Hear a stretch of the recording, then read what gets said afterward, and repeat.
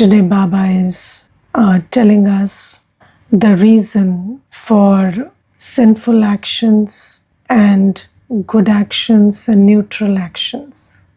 And Baba says that when we are cursed by Ravan, we perform sinful actions. And then those sinful actions, they lead to degradation. And when we are blessed by Baba, then we perform what are called good actions. And those actions lead us to salvation.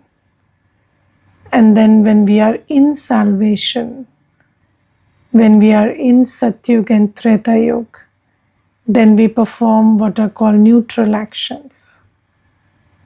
So this is the knowledge that Baba has given us. And you see that this word action is very beautiful because an action is performed by an actor. So if you see, the parent word is act. So I'm an actor, and whatever I do is an action, and as is the actor, so is the action. So just like you see, when in the world somebody is a good actor, then whatever they do is a good action. So, and when they are not such a good actor, then their act is not so good.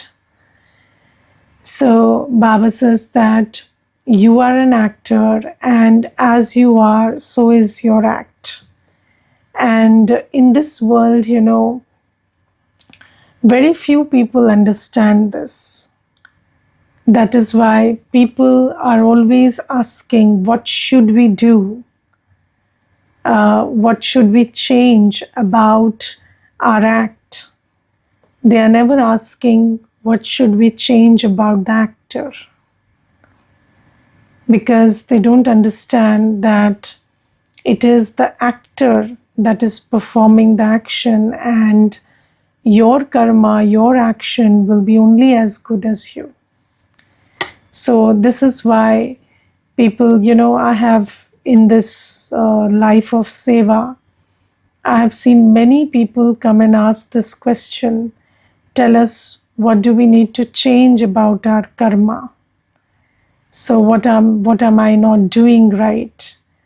But you ask them to meditate, they would say, no, we don't want to meditate, we don't want to learn knowledge, because they don't want to work on themselves. They just want to, have a very quick fix about what they are doing wrong, and they could set it right. So Baba tells us that this is the connection. And Baba says that I give you blessings because of which you perform good actions and the neutral actions. Now, what is the blessing that Baba gives us? So when Baba comes, Baba gives us the blessing to be pure and to be a yogi. So, have you heard this blessing? Pavitra Bhava Yogi Bhava. So, this is the first blessing that Baba gives us. Be pure, be yogi. And anybody who gives a blessing, just gives it. But Baba doesn't give a blessing just like that. Baba tells us the method to be pure and to be a yogi, gives us the understanding of what being a yogi means, what being pure means, and educates us, trains us, teaches us how to practice being a yogi and being pure. And this is how, when you receive this blessing and you imbibe this blessing. Now, we have all received this blessing, right? Everybody, every BK, anybody who's listening to the class right now, of course, has received this blessing, because this is the blessing of the birth. So as soon as we come to Baba, we learn about purity. We learn about how to have Buddhi Yoga with Baba. So Baba has given this blessing to everybody. But have I taken that blessing? That is the question.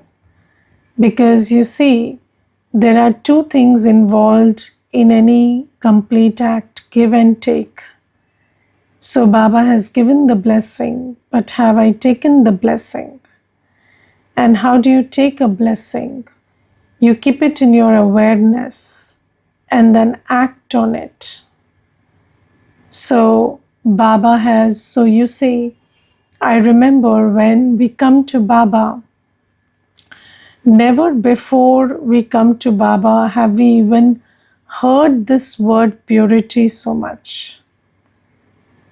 Yes, so it is this purity, this concept of purity, let alone the virtue of purity. Of course, we don't have the virtue of purity. We don't even have the concept of purity. Even that concept of purity is very new to us.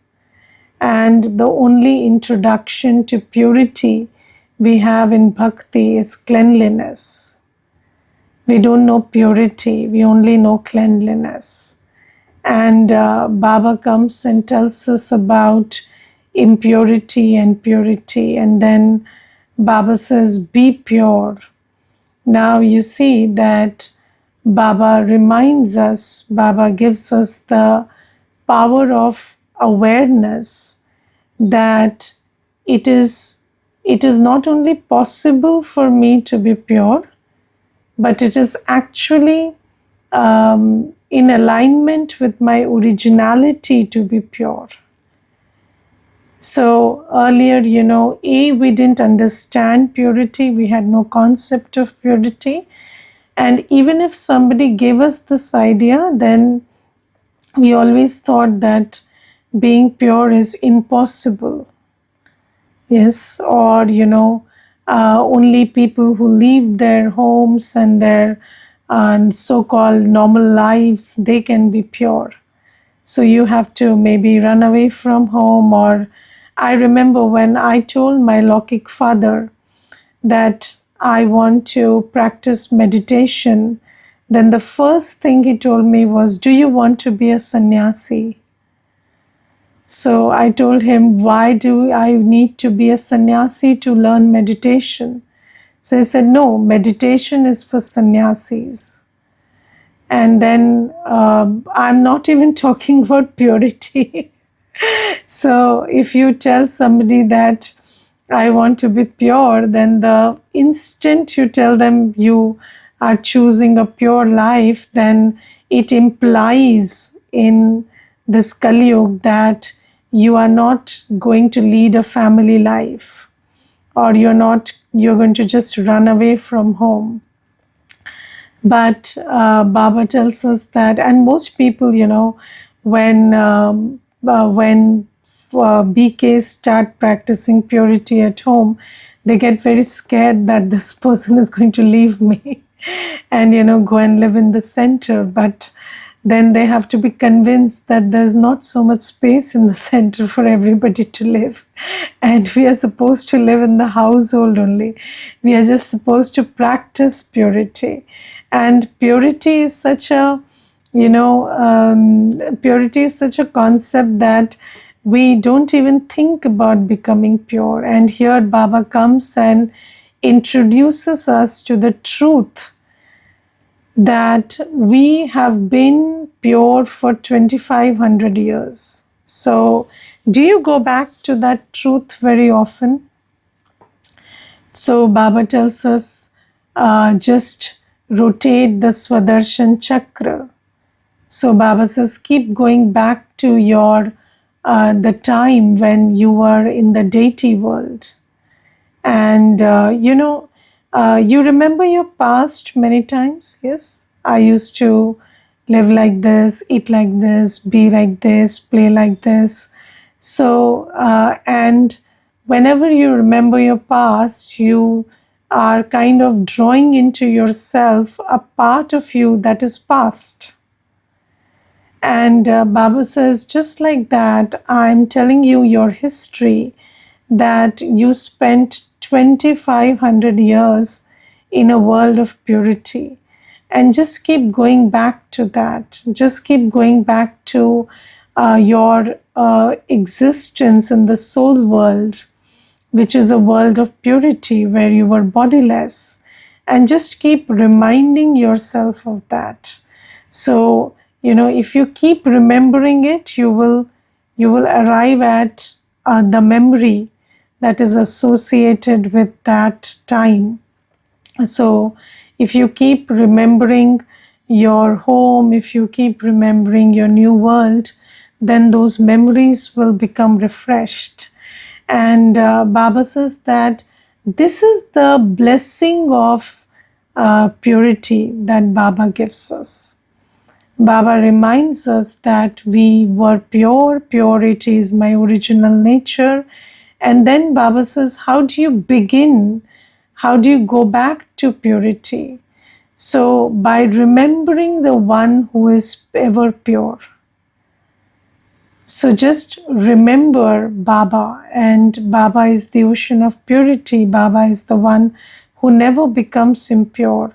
So, just look at Shiv Baba and imbibe that light of purity, and look at Brahma Baba and see what pure actions mean, and how Brahma Baba followed purity while living in this world and doing seva. And when you connect your buddhi with Bab Dada, when you remember Shiv Baba and follow Brahma Baba, then purity becomes very easy. So, Brahma Baba had pure thoughts, pure vibrations, pure wishes, pure actions, pure words in a world of absolute impurity. And he did that. And you see that he could be pure, and he could also influence others through his power of purity. So just by doing that, so that's the method. So I remember there was this one sadhu who had come to the center, and he told me, he told me, what do you, so he told me, it's very bizarre that you people say that everybody can connect to God. But connecting to God is not so easy. And what do you think makes you eligible to connect to God? I have been searching for God for so long. I have left the house. I have been wandering. I have been begging for alms and eating. I have endured so much of pain and struggle. And you are sitting in the center and telling that you connect to God. So you have not been anywhere, you have not struggled, you have not starved, and you have not, and still you claim that. So how do you think, what do you think is the method? So I told him that first thing is, God came looking for me. So God came looking for you also, but maybe you were looking the other way. And second thing is, I practice purity. So he said, what is that practice of purity? So I said, it is the practice of purity that God taught us. And that practice of purity enables me to connect with the ocean of purity. And he asked me, what is that practice? So I said, it is celibacy, and then it is pure food, and then having your mind not think about the matters of the world, but think about Baba. And that way you live in this world, but when you don't think about the impure world, your mind stays pure. And then whenever you are talking to somebody, talk knowledgefully, so that your words are not reactive, or your words are not reflective of the words of the other, but your words come from a place of what you know. So then he said, okay, and so he said, okay, now, so this may work. So he was convinced that this if this is so, then this may work. And then he told me that he was even eating non-vegetarian food, and he said that nobody told me that the method to be pure is to choose to eat food cooked cooked in God's remembrance. So we just thought that begging and eating is a method to eating pure food. So because we don't have any stake in it, we don't have any attachment to it. But then I told him the logic behind it, that food absorbs the vibration and the of the one that cooks. So then somebody's practice is in impurity and cooking for you, then you are absorbing that and you're becoming party to it. So you see, Baba really gives us this Pavitra Bhava ka Vardhan. And this is a very big deal. And until and unless you are pure, you cannot engage in pure actions. And actions are secondary, the actor is primary. So the action is a reflection of the actor. And Baba gives us this power of purity, this understanding of purity, this awareness of purity, this method of purity. And then Baba gives us this method called Be Yogi. So Baba says that you want to gain all virtues, all powers, you have to have yoga with me. And Baba tells us, Baba first of all gives the introduction of himself, because people are having yoga with, so if you ask, you see, there is so much confusion about even this basic fact. Yoga means plus. So you need two to have a plus, right? So it is the soul and God that have yoga. So the soul has yoga with the Supreme Soul. But here, people are having yoga on their own. So you don't even need God. So I'm very amazed at this. People come and they say, we don't want to learn about God, we just want to learn meditation. Now, how can you meditate? How can you have yoga if you don't have the one you have yoga with? Who are you having yoga with? Yoga means communion, connection. So who are you having yoga with? So even this little thing, it doesn't enter anybody's head. So Baba says that I teach you how to be a yogi. I teach you that yoga is between two. It is between you and the one you have yoga with. And yoga is based on a very simple law, that energy gets transferred from the higher to the lower when there is a mental connection. So that is the law of energy. It gets transferred from the higher to the lower. And of course, you have to know the one who is higher so that you can have a connection. And if you don't know Baba, then how do you have a connection? And I remember there was this one person I heard talking in my life before Gyan, and I liked that idea very much, and it had stayed with me. So I remember this person was asked, why do you believe in God? So this person was asked, do you know who is God? And he said, no. And then he was asked, then do you believe in God? He said, yes. So then he was asked, even when you don't know God, why don't you believe in the idea that maybe there is no God? So he said that I believe that every human being can become a better version of themselves.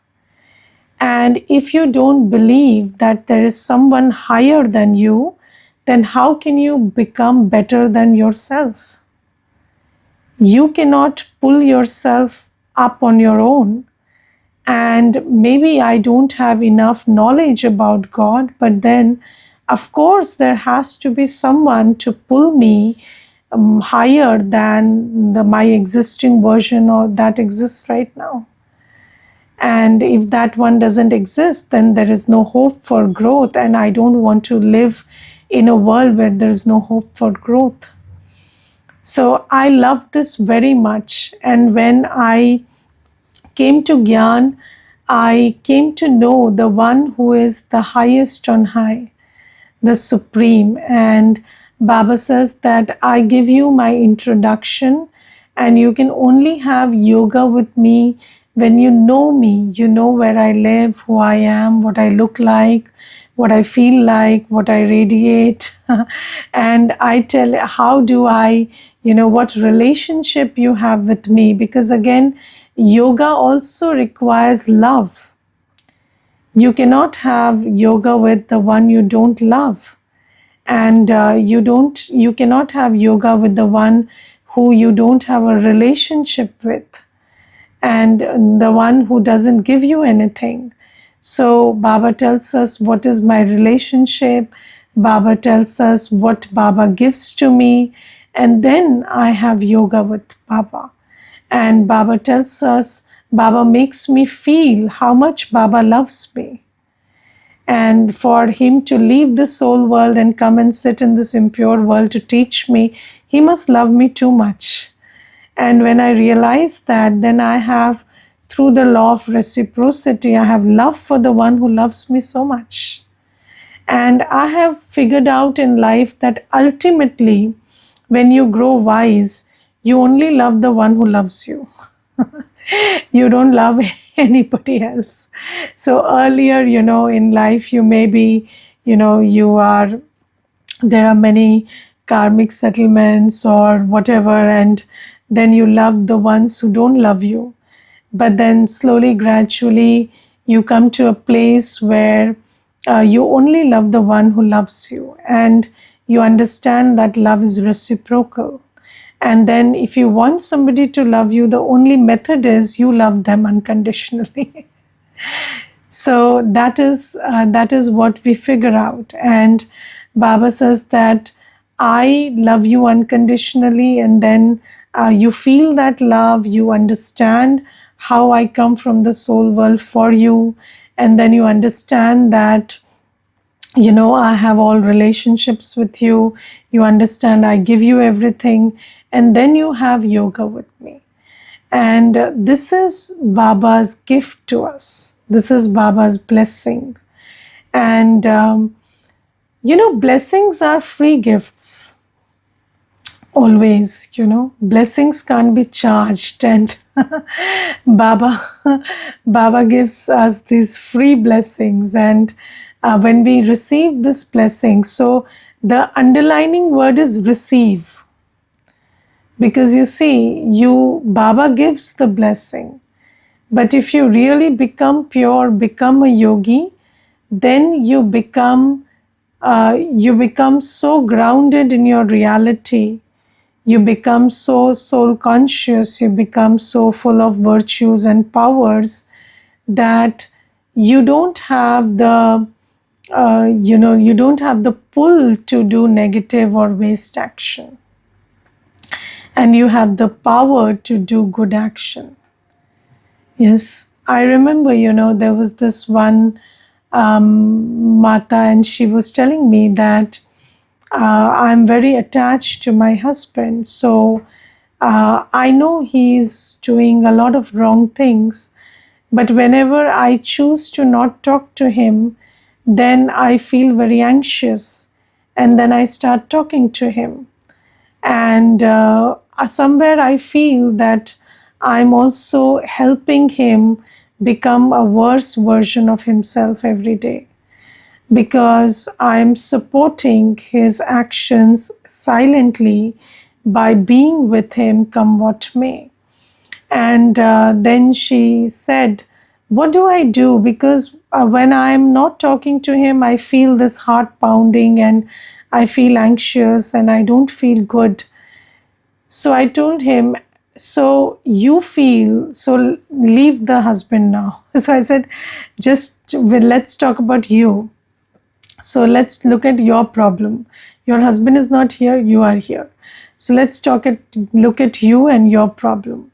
So when your husband is not talking to you, then you have your heart racing. And when he comes and talks to you, then your heart stops racing. And then you think that that is the solution to your anxiety. But that is not a solution, that is a distraction. There is a difference between distraction and healing. Yes, and we are living in a world of distraction.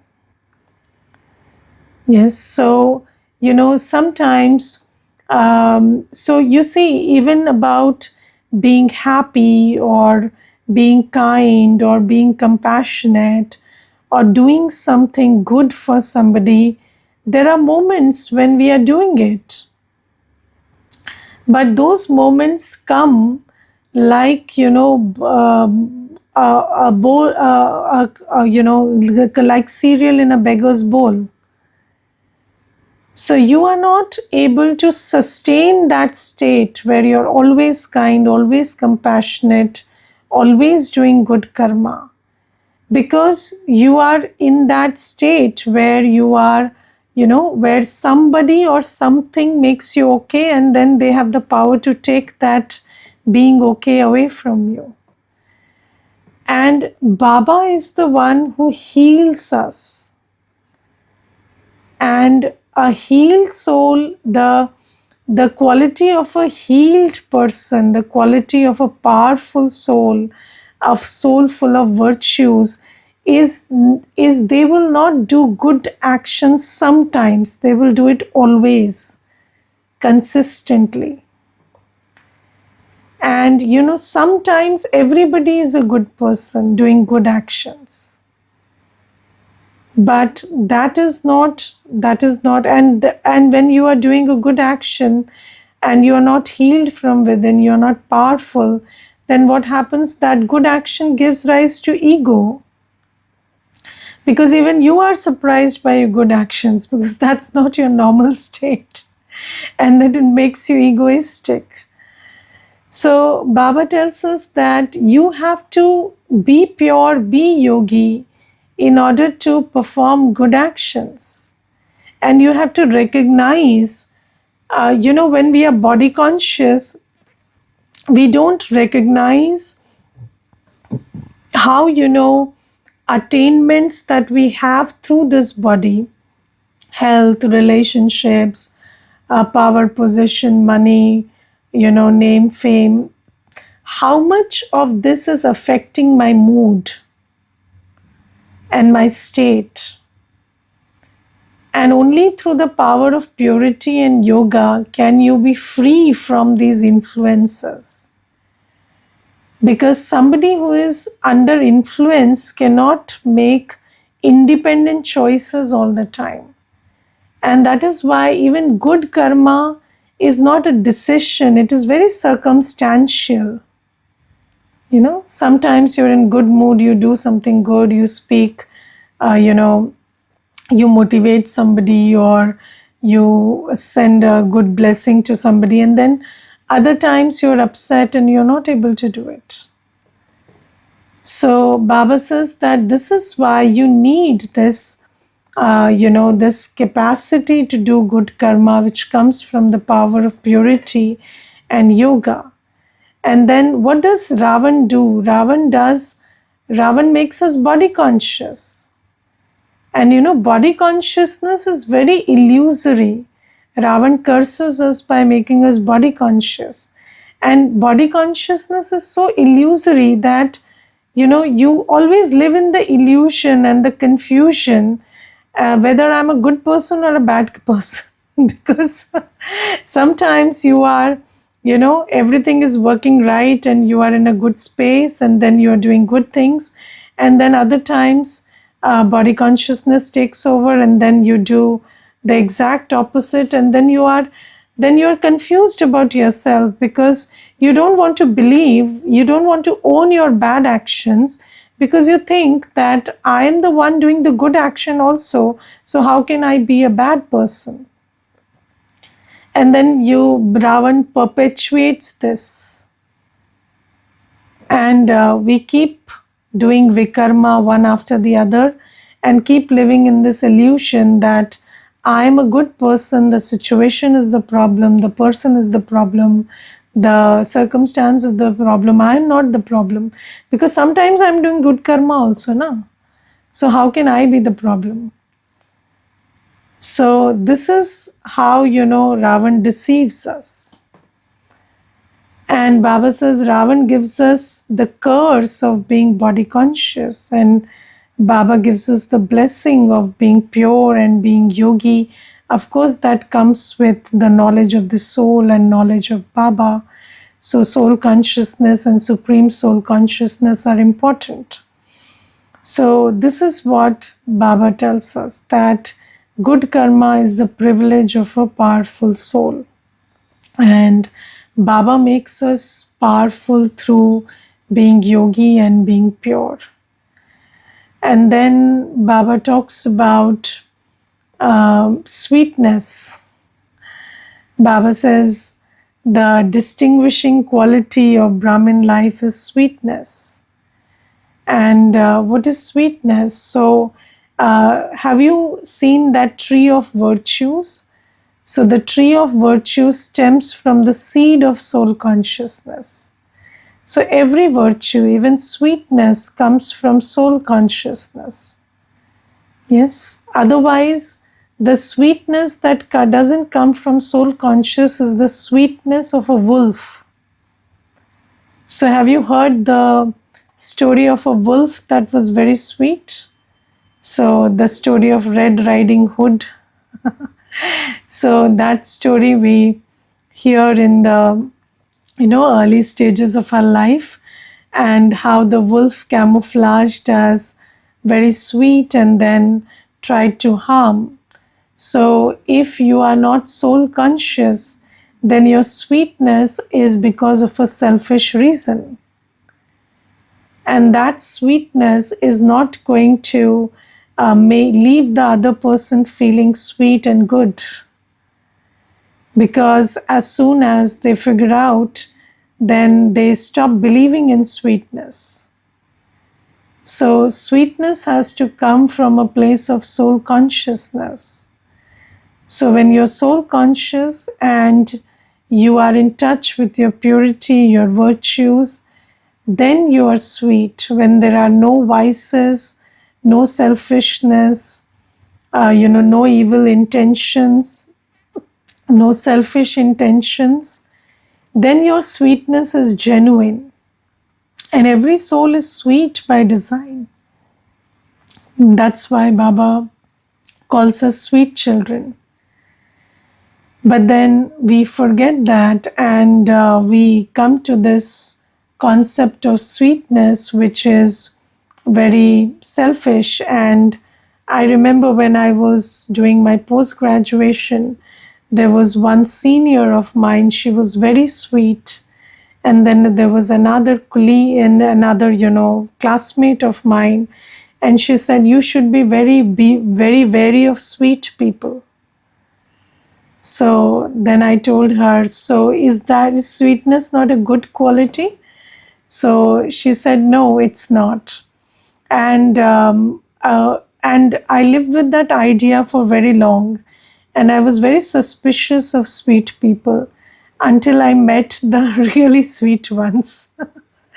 So then, I had to rework this whole idea of sweetness, because she had planted that seed into me and I looked at sweetness very suspiciously.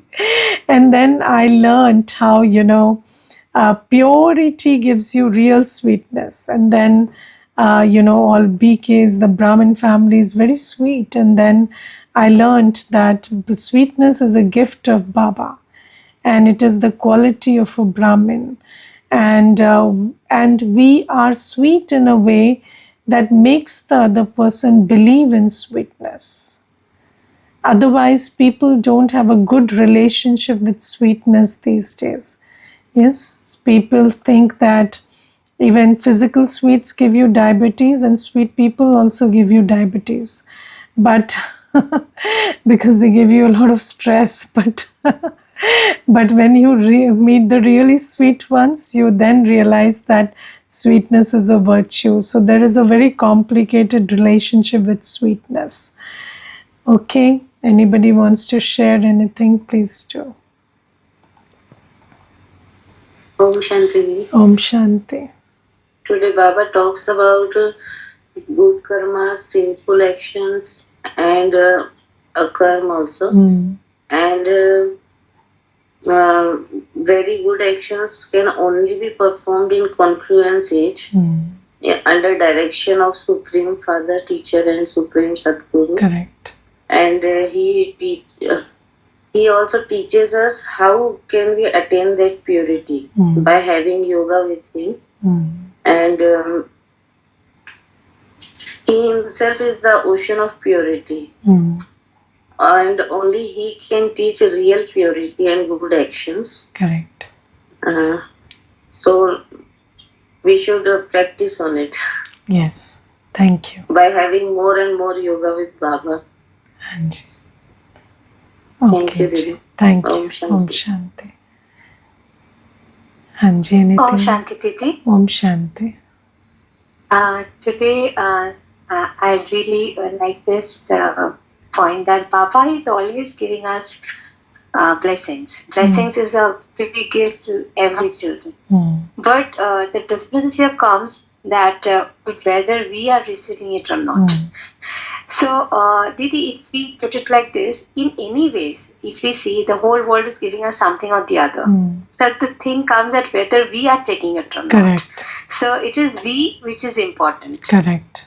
Correct. So, in every way, whether it is God's blessing or anybody's curse, whatever Correct. it is. That's true. So, this is very nice. Thank you, Didi. Okay. Om Shanti. Thank you. Yes. Om Shanti. Om I Shanti. would like to add what the sister said, that for like Baba has given me the blessing when I become his child, but have I taken it?